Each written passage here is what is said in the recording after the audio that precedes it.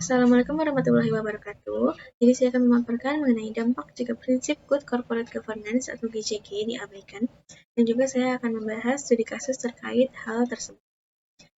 Video ini dibuat untuk memenuhi tugas mata kuliah tata kelola perusahaan dan manajemen risiko. Sebelumnya izin saya memperkenalkan diri, saya Lucy Paputisyadi, mahasiswa Universitas Bangunan Jaya, prodi akuntansi angkatan 2022. Sebelumnya saya akan sedikit menjelaskan mengenai Good Corporate Governance atau GCG ini terlebih dahulu. GCG merupakan sistem pengelolaan perusahaan yang menjunjung tinggi prinsip transparansi, akuntabilitas, tanggung jawab, independensi, dan keadilan guna meningkatkan kinerja serta menjaga kepercayaan pada pemangku kepentingan. Tujuan utama GCG yaitu untuk menciptakan struktur dan mekanisme pengelolaan perusahaan efisien, beretika, serta mampu menghindari konflik kepentingan dan praktik yang merugikan perusahaan. Manfaat penerapan GCG antara lain meningkatkan kepercayaan investor, menjaga keberlangsungan bisnis, meningkatkan nilai perusahaan, serta meminimalisir risiko penyimpangan dan korupsi dalam pengelolaan perusahaan. Kemudian di sini ada beberapa prinsip dari GCG. Yang pertama transparansi, yaitu keterbukaan dalam menyampaikan informasi yang aman dan dapat dipercaya kepada publik. Kemudian yang kedua akuntabilitas, yaitu kejelasan fungsi, struktur, sistem, dan pertanggungjawaban dalam organisasi. Yang ketiga yaitu responsibilitas, kepatuhan terhadap hukum dan peraturan yang berlaku serta tanggung jawab sosial perusahaan. Yang selanjutnya yaitu yang keempat, independensi. Mengelola perusahaan secara profesional tanpa pengaruh dari pihak manapun yang dapat menimbulkan konflik kepentingan. Dan yang terakhir yaitu keadilan atau fairness. Perlakuan yang adil dan setara terhadap seluruh pemangku kepentingan sesuai hak dan kewajibannya. Dan selanjutnya di sini ada dampak jika prinsip GCG ini diabaikan. Yang pertama yaitu hilangnya kepercayaan investor dan publik. Ketika perusahaan tidak menerapkan prinsip transparansi dan akuntabilitas, para investor akan kehilangan keyakinan terhadap kejujuran dan profesionalisme manajemen. Kepercayaan adalah aset penting bagi perusahaan. Jika hilang, bukan hanya investor yang pergi, tapi juga pelanggan, mitra bisnis, bahkan karyawan yang berpotensial. Kemudian yang selanjutnya yaitu tingginya risiko penyalahgunaan wewenang.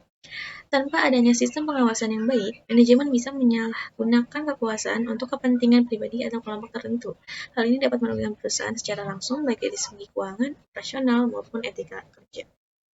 Dan selanjutnya yang ketiga yaitu ada memanipulasi laporan keuangan.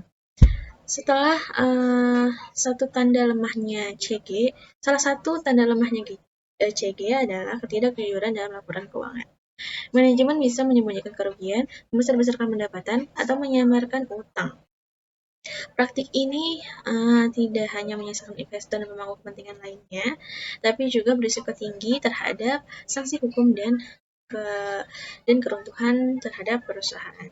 Yang keempat yaitu konflik kepentingan. Pengabaian prinsip independensi dan keadilan dalam CG bisa memunculkan konflik kepentingan. Misalnya pengambilan keputusan yang lebih menguntungkan pemegang saham mayoritas, tapi merugikan pada pihak lain seperti karyawan atau pemegang saham minoritas. Yang selanjutnya yaitu menurunnya kinerja dan efisiensi. Tanpa pedoman dan pengawasan yang jelas, kegiatan operasional menjadi tidak terarah. Keputusan yang diambil bisa tidak tepat sasaran, kemudian banyak waktu dan sumber daya yang terbuang, serta sulit mencapai target yang telah ditentukan di awal dari tujuan perusahaan tersebut. Kemudian yang selanjutnya yaitu sanksi hukum dan reputasi buruk. Pelanggaran terhadap prinsip CG seperti kecurangan dan ketidakpatuhan terhadap regulasi dapat berujung pada sanksi dari otoritas seperti denda, pencabutan izin usaha, atau gugatan hukum. Hal ini juga akan merusak citra perusahaan di mata masyarakat dan pasar. Nah, selanjutnya yaitu terancamnya keberlangsungan usaha. Jika permasalahan yang timbul dari lemahnya CG terus berlanjut tanpa perbaikan, maka perusahaan bisa mengalami kerugian yang besar, kehilangan daya saing, dan pada akhirnya menghadapi kebangkrutan. Kegagalan menjaga tata kelola yang baik dapat menjadi akar dari keruntuhan organisasi. Oke, sekarang masuk pada studi kasus terkait, yaitu saya ambil dari kasusnya Toshiba Corporation, Jepang 2015. Jadi latar belakangnya, Toshiba adalah salah satu perusahaan teknologi dan elektronik terbesar di Jepang, terkenal dengan produk-produk elektronik konsumen, infrastruktur, serta energi nuklir. Namun pada tahun 2015, Toshiba ini terlibat dalam skandal akuntansi besar yang mengejutkan dunia bisnis Jepang.